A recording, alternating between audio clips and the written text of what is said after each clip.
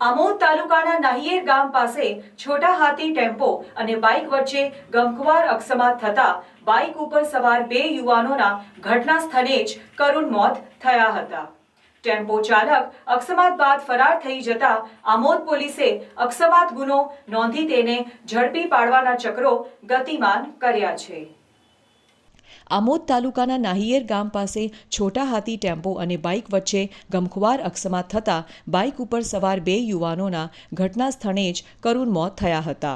Tempo ચાલક અકસ્માત બાદ ફરાર થઈ જતા આમોદ પોલીસે અકસ્માત ગુનો નોંધી તેને ઝડપી પડવાના ચક્રો ગતિમાન કર્યા છે।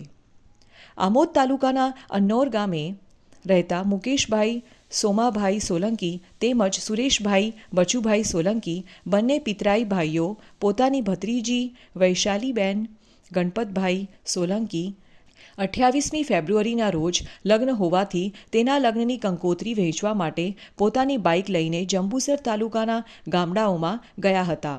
જે લગ્નની કંકોત્રી વહેંચી પોતાના ગામ અનોર પરત ફરતા હતા ત્યારે નાહિયેર ગામ પાસે ભરૂચ તરફથી આવતા છોટા હાથી ટેમ્પોના ચાલકે પોતાના કબજામાંનો ટેમ્પો બેફિકરાઈથી હંકાવી લાવી સામેથી આવતા બાઇક ચાલકને અડફેટમાં લેતા ગમખ્વાર અકસ્માત સર્જાયો હતો।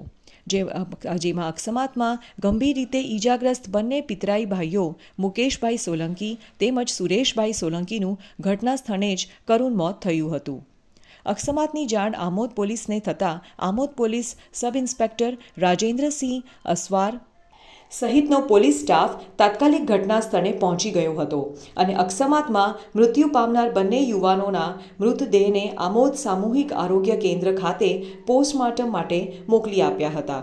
જ્યારે છોટા હાથીનો ટેમ્પો ચાલક અકસ્માત કરી ભાગી ગયો હતો।